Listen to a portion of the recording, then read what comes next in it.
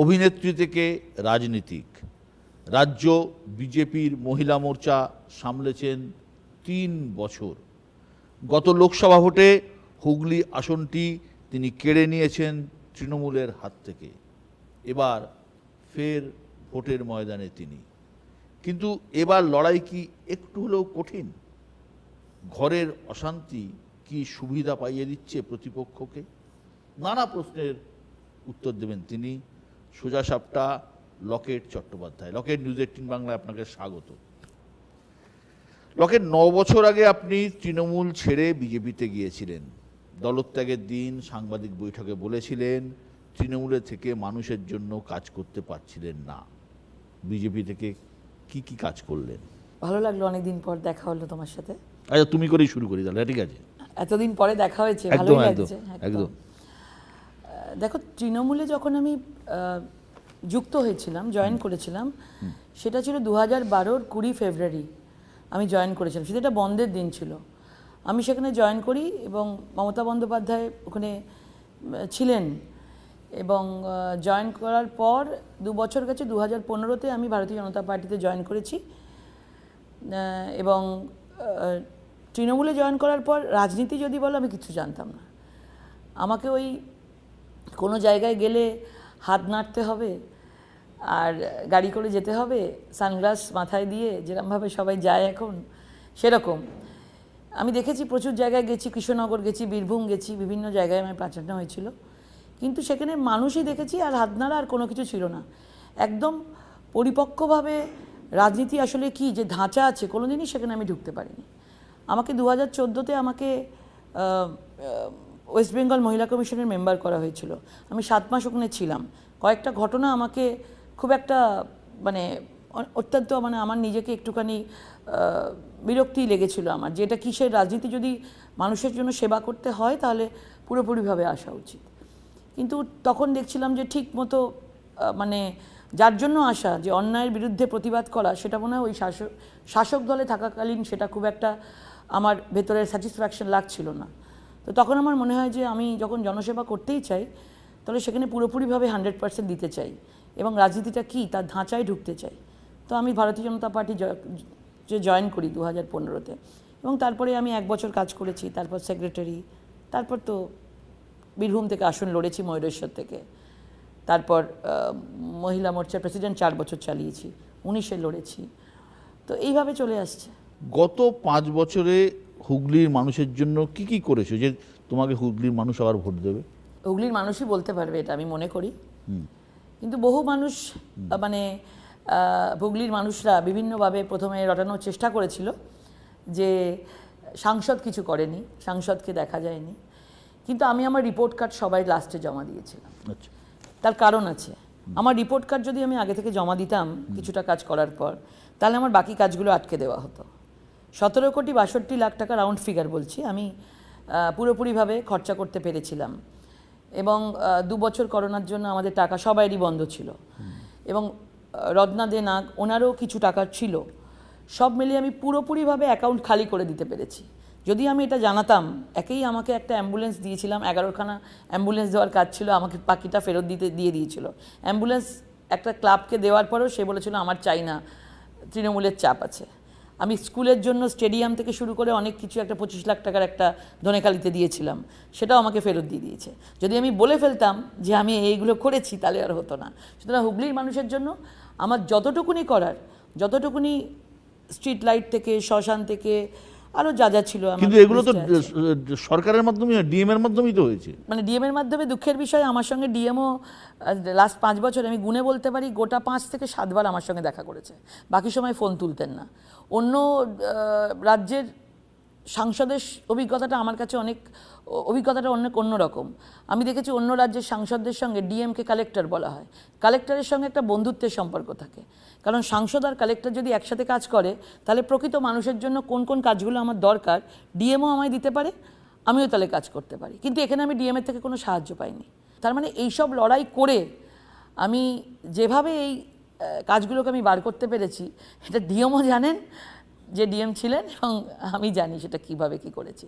এছাড়া আমি বলতে পারি, এছাড়া আমি প্রায় 2.5 কোটি টাকার আমি একটা নরেন্দ্র মোদীজির খুব সুন্দর প্রকল্প প্রতিবন্ধীদের জন্য, সিনিয়র সিটিজেনদের জন্য 2,18,00,000 টাকার আমি নিয়ে এসেছি। একটা অন্য প্রসঙ্গে আসি, তুমি যেহেতু মহিলা, বাংলায় মহিলাদের উপর লক্ষ্মীর ভাণ্ডারের একটা প্রভাব আছে, এটা তো অস্বীকার করার কোনো জায়গা নেই। বিজেপি সন্দেশখালীকে সামনে রেখে তৃণমূলের মহিলা ভোটে ভাগ বসানোর একটা কৌশল নিয়েছিল, কিন্তু এই ভাইরাল ভিডিও সেই অঙ্ক কিছুটা হলেও কি ঘেঁটে দিল বলে মনে হয়? 2019-এ মহিলা এবং ইউথ নরেন্দ্র মোদীজিকে ভোট দিয়েছে, 2 হাত ভরে আশীর্বাদ করেছে। লক্ষ্মীর ভাণ্ডার তারপরে শুরু হয়েছে 21-এ শুরু হয়েছে লক্ষ্মীর ভাণ্ডার। 21-এ ভোটের আগে বলা হয়েছিল, ভোটের আগে শুরু হয়েছিল। প্রথম লক্ষ্মীর ভাণ্ডার মহিলাদের কাছে একটা বিরাট কিছু নিয়ে এসেছিল, যে 500 টাকা করে পাচ্ছি আমরা, এটা একটা বিরাট বড় জিনিস এনেছিল। কিন্তু লক্ষ্মীর ভাণ্ডারের পাল্টা মহিলারা কি পেয়েছে তার হিসাব কিন্তু মহিলারা আস্তে আস্তে করতে শুরু করেছে। কারণ তুমি যদি দেখো, সন্দেশখালীর ঘটনা যেভাবে একটা বড় আকার সুনামি নিয়ে এসছে, যেটা ভোটের অনেক আগে থেকেই এটা হয়েছে, সন্দেশখালীর ঘটনাটা হঠাৎ করে ভূমিকম্পের মতো এসছে, মহিলাদের আওয়াজ, মহিলাদের প্রতিধ্বনি উঠে এসছে। কিন্তু ঘটনা হচ্ছে যে ভাইরাল ভিডিও তো তোমার দেখা যাচ্ছে যে সব কিছু প্ল্যান্টেড। এই ছোটোখাটো একটা এটাকে মানে ফেক ভিডিও বানিয়ে ভাইরাল করে এইগুলো পৌঁছানো, এখন আর এগুলো আর মানুষের মধ্যে যাবে না। কারণ মানুষ যে জিনিসটা দেখে ফেলেছে, এটা বাংলাতে এই যেমন জিনিস চলেই, কিন্তু বাংলাতে এই জিনিস চলে এবং যে সন্দেশখালীর মহিলাদের আওয়াজ উঠছে সেটা সবাই বিশ্বাস করেছে। কিভাবে এই ভাইরাল ভিডিওর মোকাবিলা তোমরা করছো রাস্তাঘাটে, পথে? নেই কেউ শুনছে না। আমি যেখানে যাচ্ছি, আমি তো প্রায় 3 মাস ধরে এখানে আছি, আমি মহিলাদের সাথে কথা বলছি, সন্দেশখালী বললেই সবাই এক বাক্যে সন্দেশখালী হতে দিতে চায় না, সব হাত তুলছে।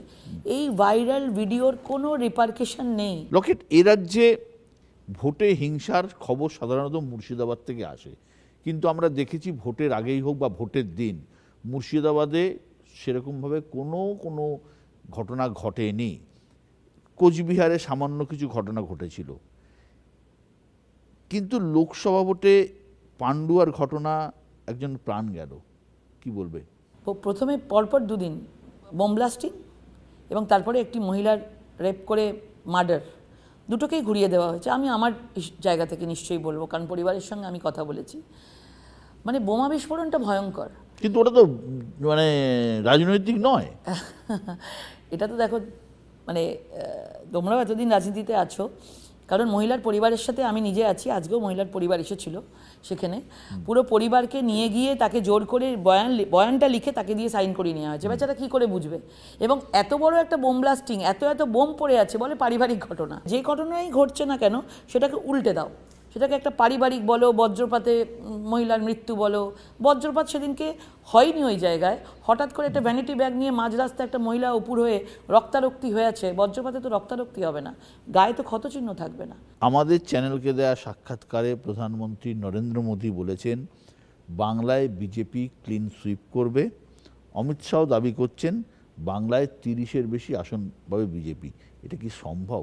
2019-এ আমরা কেউ ভেবেছিলাম? আমি তো নিজেও কখনো ভাবিনি, যখন আমাকে দেওয়া হয়েছিল হুগলি আসন, এবং সবাইয়ের মধ্যে ছিল 2 থেকে কত হতে পারে, 10 হতে পারে, 12 হতে পারে, উনি বলেছিলেন 23 হবে।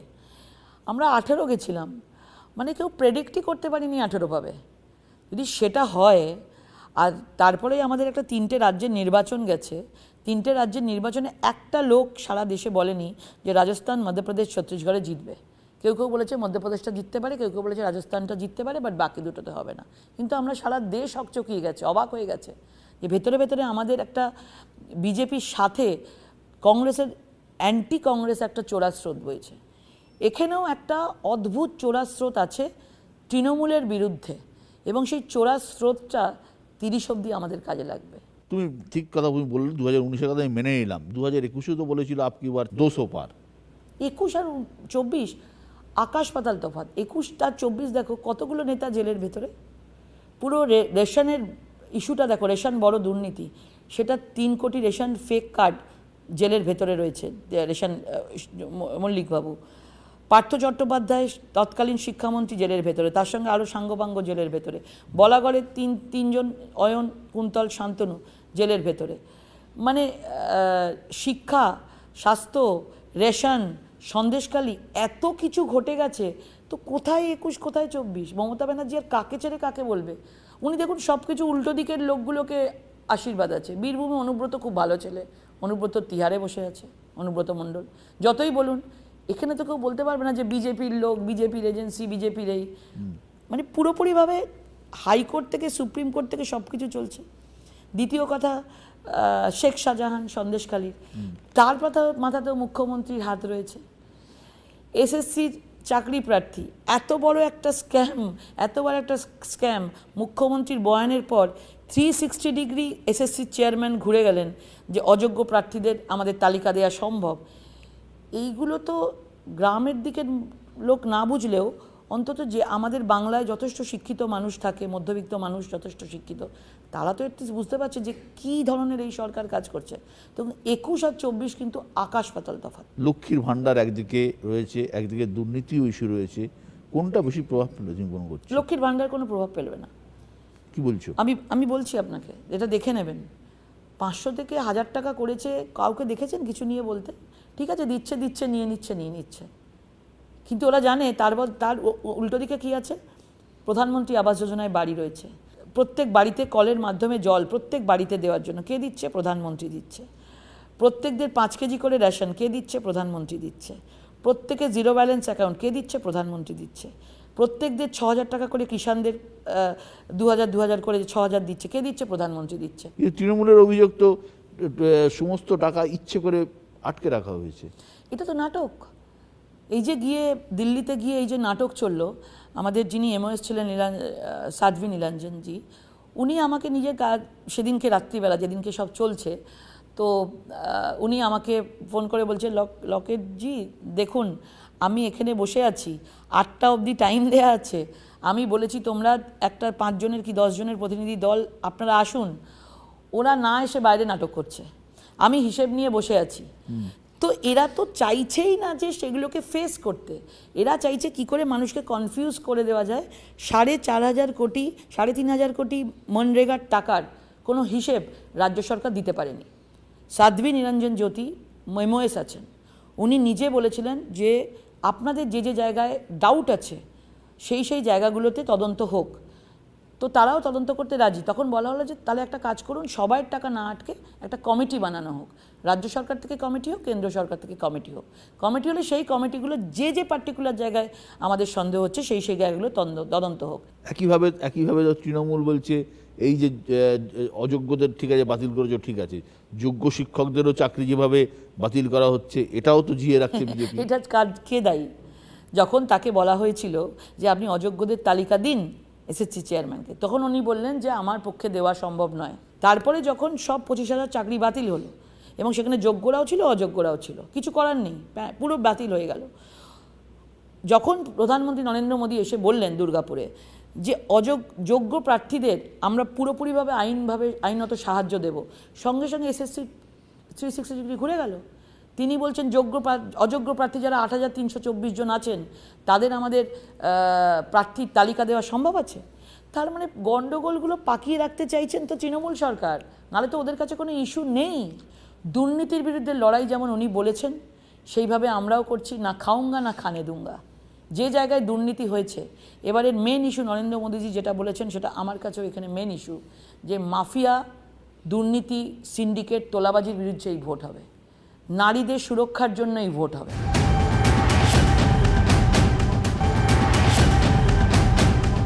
লকেট, এই রাজ্যে বিজেপির যে কজন সাংসদ রয়েছেন তাদের মধ্যে তুমি একটা অন্যতম জনপ্রিয় মুখ, তোমাকে নিয়মিত মিটিং মিছিল সব জায়গায় দেখাও যায়, তবুও 2021-এর বিধানসভা ভোটে হেরে গেলে কি করে এরকম একটা জায়গা থেকে? 2021-এর বিধানসভা অবশ্য আমাদের মানতে হবে। 2021-এ আমাদেরকে মানুষ মনে করেনি তৃতীয়বারের জন্য মমতা বন্দ্যোপাধ্যায়কে, রাজ্যের ভোট ছিল, মমতা বন্দ্যোপাধ্যায়কে আবার একটা সুযোগ করে দিয়েছিল, এটা মানতে হবে এবং আমাদের হারটা স্বীকার করতে হবে, হার স্বীকার করে নেওয়া উচিত এবং রেট্রোস্পেকশন করা উচিত। অনেকে বলছে লোকসভা ভোটের মধ্যে চুঁচুড়া বিধানসভা পড়ছে, তো 2021-এর বিধানসভাতে চুঁচুড়ার মধ্যে একটা সিট, 7টা সিটের মধ্যে সেটা যিনি জিততে পারছেন না, চুঁচুড়ায় হেরে হুগলিতে জিততে পারবে, অনেকেই বলছে। দেখুন, মানুষ এবার ভোট দিয়েছিল এবং মানুষ 2024-এ যে ভোট দেবে সেটা অনেক কিছু বুদ্ধি বিবেচনা করে কারণ 21 থেকে 24-এ অনেক কিছু ঘটে গেছে হুগলির বুকে। তিনজন শিক্ষক নিয়োগ দুর্নীতিতে জেলের মধ্যে রয়েছে। হুগলির প্রধানমন্ত্রী আবাস যোজনায় বিরাট দুর্নীতি হয়েছে, আমি প্রেস কনফারেন্স করে বলেছি। সিঙ্গুর গ্রামীণ হসপিটালে রিসেন্টলি আমি করেছি, ইউএসজি মেশিন মহিলাদের 2017-য় এক্সপায়ার করে গেছে।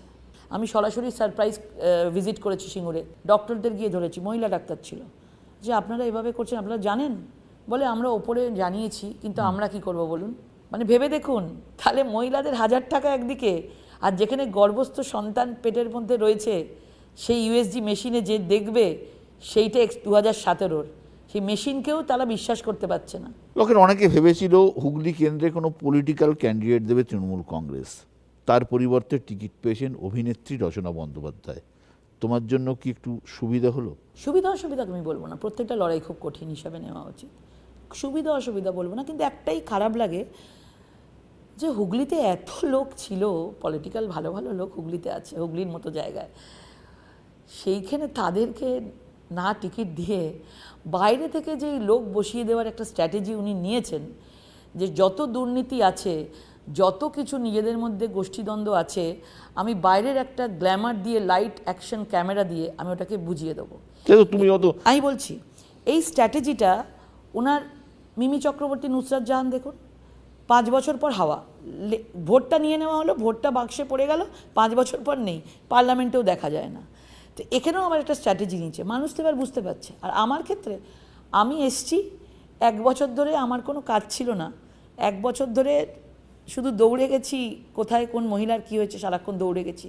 তার 1 বছর পর সেক্রেটারি হয়েছি, তার 1 বছর পর আমি বীরভূমের ময়ূরেশ্বর থেকে লড়েছি, আমায় টিকিট দেওয়া হয়েছিল ওইরকম একটা সন্ত্রাস জায়গায়, 37,000 ভোট পেয়েছি। তো আমি হঠাৎ করে আমি প্যারাশুটের মতো আমাকে নামিয়ে দেওয়া হয়নি, যথেষ্ট স্ট্রাগল করেছি। মুখ্যমন্ত্রীর নিজেদের নেতাদের প্রতি আর কোনো বিশ্বাস নেই, সব সেলিব্রিটি সিনেমা আর্টিস্টদের নিয়ে টানাটানি করছে। কেন দেবের কথা আমি বলবো না, দেব এক্সেপশনাল আমি বলবো, এবং দেব পলিটিক্স ছেড়ে দিতে চেয়েছিল সবার সামনেই। আমি একবার দেবকে বলেছিলাম পার্লামেন্টে, ছেড়ে দিচ্ছ বলে, হ্যাঁ সিনেমাতে কাজ করবো। তাহলে তুমি যদি সিনেমা করো এবার তো তাহলে তুমি আমাকে নিতে পারো, আমি ওকে বললাম। বললো হ্যাঁ তুমি করবে কাজ।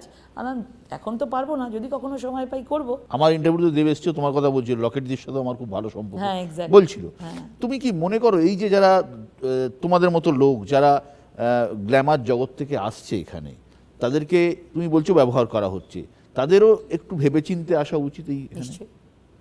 নিশ্চয়ই আসা উচিত। দেখো, 2 নৌকায় পা দিয়ে কাজ হয় না। আমি মানে তারা কি ভাবছে, কি এটা তো ইজি জায়গা নয়।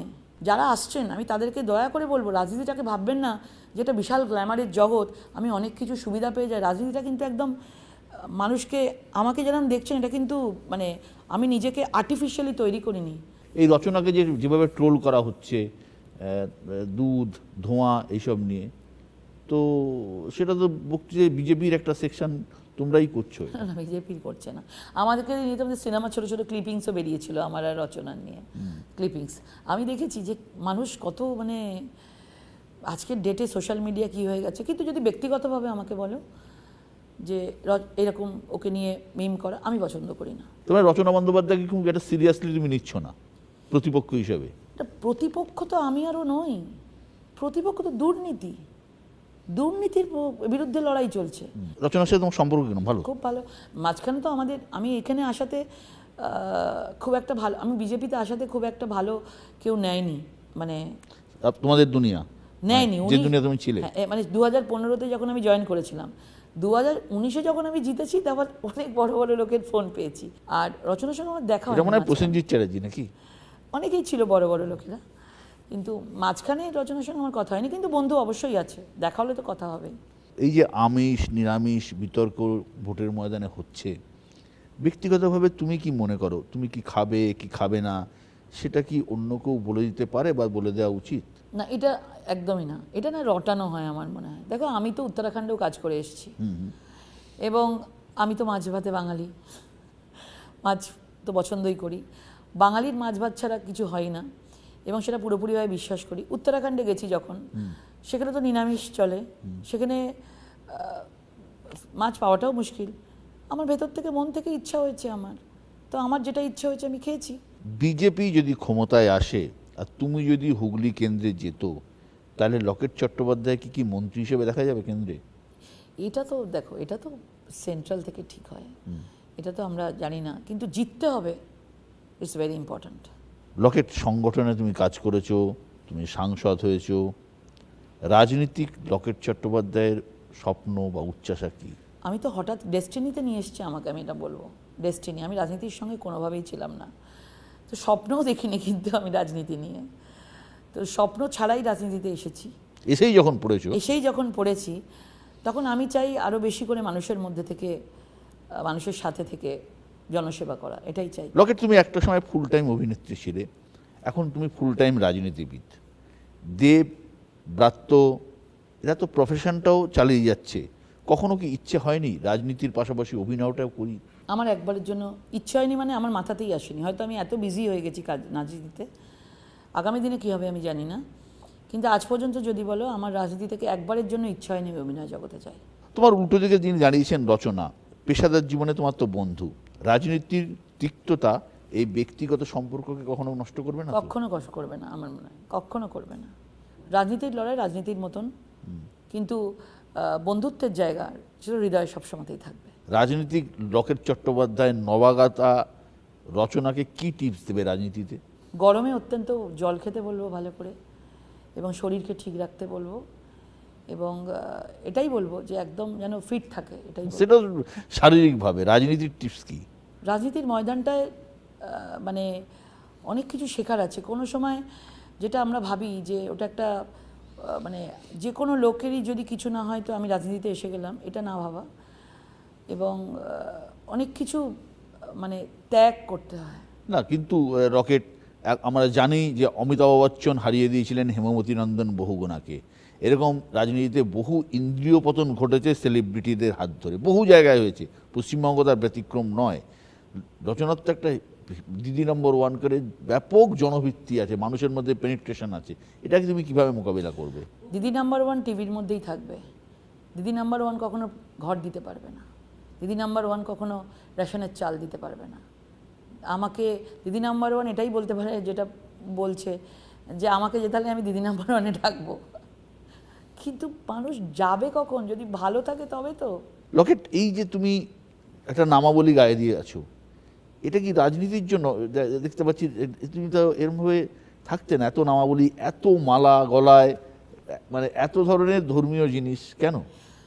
দেখো, উত্তরাখণ্ডে যখন আমি গেছিলাম তখন একটা অনেক মানে আমি নিজে ভাবতাম বেঙ্গলে আমরা অনেক বেশি ভক্তি, আমার জানোই আমার বাবা মন্দিরের পুরোহিত ছিলেন, আমরা বংশধর রামকৃষ্ণদেবের, তো আমাদের মধ্যে তারা ভক্তি আছেই, কিন্তু উত্তরাখণ্ডে গিয়ে জানতে পারলাম আমাদের ভক্তি কি, মানে তারা তো মানে এক পা যেতে যেতে মন্দির, ও এত মন্দিরে ঘুরেছি, আমার কাছে সেই ভেতরে একটা ট্রান্সফরমেশন আমার ভেতরে হয়েছে, স্পিরিচুয়াল যদি বলো সেটা বলো। আমি রুদ্রাক্ষ এমনিতেই ভালোবাসতাম, রুদ্রাক্ষ আমি পড়তাম আগেও, ফ্যাশন যদি বলো, আমি অনেক ধরনের মালা বিভিন্ন মন্দির, কি মালা আছে এগুলো? হ্যাঁ, রুদ্রাক্ষই আছে। আর এগুলো কি সাদাটা? রুদ্রাক্ষ? রুদ্রাক্ষই আছে এখানে, রুদ্রাক্ষ। এত রুদ্রাক্ষ? না, এটা বড়, এটা ইন্দিরা গান্ধীও পড়তেন শুনেছি নাকি, রুদ্রাক্ষ পড়লে মানুষ ক্ষমতার খুব ইয়েতে পৌঁছায়, একটা ভালো। না, আমি তো জানতাম, এখন তো সব শুনি, কিন্তু আমি তার আগে থেকেই পড়ি। কিন্তু রুদ্রাক্ষগুলো আমার মানে ভালো লাগে, আমার বিভিন্ন জায়গা থেকে আমি কালেকশন করি, এবং আমি গলায় অনেক কিছু হারটার, এগুলো আমার ভালো লাগে পড়তে। এখন আমি এখনকার কথা বলছি। আর এইটার নামাবলীর কথা বলছো, আমার বাবা পূজারী ছিলেন, আমি বাবাকে দেখতাম নামাবলী নিয়ে গায়ে দিতে। এবার আমি তখন মনে হতো, ইস, আমার ভালো লাগতো নামাবলীর, মা পাঞ্জাবি বানিয়ে দিয়েছে আমাকে, মানে কুর্তা বানিয়ে দিয়েছে নামাবলীর, আমরা পড়েছি নামাবলীর চাদর ওড়না নিয়েছি আমরা, কিন্তু যখন আমি রাজনীতিতে ছিলাম না, কিন্তু কখনো যখন রাজনীতিতে এসছি তখন নামাবলী গায়ে দেওয়ার ইউজটা মানে আমার বেশ মাথায় ছিল যে কীভাবে এটা কী করতে পারি, কিন্তু আমার মনে হচ্ছে আমি রোদের মধ্যে যখন আমি ঘুরছি, এত রোদ, তখন তো আমি এটাকে নিতেই পারি, তখন আমার ইচ্ছাটাও পূরণ হলো। এটাও ভোট কৌশল? না, কোনো ভোট কৌশল না, ইচ্ছাটাও আমার পূরণ হলো, এবং আমার রোদের মধ্যে আমার গাটাও ঢাকা রইলো, সব মিলিয়ে। এবার যে যেটা ভাববে সেটা তার ব্যাপার। না, বিজেপিতে একটা ছিল, ধরো আমরা দেখেছি উমা ভারতী, সাধ্বী রীতাম্বরা, যারা সাধারণত মহিলা রাজনীতিবিদ আছে, সবাই তাদের স্টাইল, কিন্তু মানে তোমার মধ্যেও একটা ইয়ে তৈরি হচ্ছে। এরকম কোনো তৈরি করা কিছু হয়নি, এটা এমনি, ওনারা অনেক সিনিয়র আছেন, ওনাদের আলাদাই ব্যাপার, আমি আমার মতো। রকেট, একটা র্যাপিড ফায়ার রাউন্ডে আসি। রাজনীতি না অভিনয়? রাজনীতি। নরেন্দ্র মোদী না অমিত শাহ? মোদিজি। দিলীপ ঘোষ না শুভেন্দু অধিকারী? টাফ বলাটা, দুজনেই আমার খুব প্রিয় মানুষ। মাছ খেতে ভালোবাসো? কোন মাছ খেতে ভালোবাসো তুমি? ছোট মাছ। ছোট মাছ? পুকুরের মাছ। পুকুরের মাছ। ইলিশ না মাটন? ইলিশ। অভিজ্ঞতা না তারুণ্য? অভিজ্ঞতা তো একটা কাজ করেই, আবার তারুণ্য দুটোই লাগে আমার মনে হয়। নবীন প্রবীণ। কি করে সময় কাটাচ্ছ অবসর সময় যখন? নেই। তোমার তো একটি ছেলে। এক ছেলে। কত বড়? 24। এই জন্মদিন গেল 6 তারিখে। কি করবে সে? তাকে মা হিসেবে মানে তুমি কি পজিটিভ না? নিয়েছে। হ্যাঁ, মানে 15 বছর অভিনয় জীবনে দেখেছে, 10 বছর এখানে দেখছে, 25, তো 24 বছর বয়স ওর। তো পুরোটাই দেখছে যে মা এরকমই দূরে দূরে থাকে, যখন সময় দিতে পারি মানে দিই। এই জন্মদিনে আমি এই প্রথম ওর জন্মদিনে থাকতে পারিনি, একবার কথা হয়েছে ওর সাথে, মেনে নিয়েছে। সে কি রাজনীতিতে আসবে না অভিনয়? না না, কোনো জায়গাতেই যাবে না, রাজনীতিও নয় অভিনয় না। অনেক অনেক ধন্যবাদ লকেট, সময় দেওয়ার জন্য। সুস্থ থেকো, ভালো থেকো, শুভেচ্ছা রইল।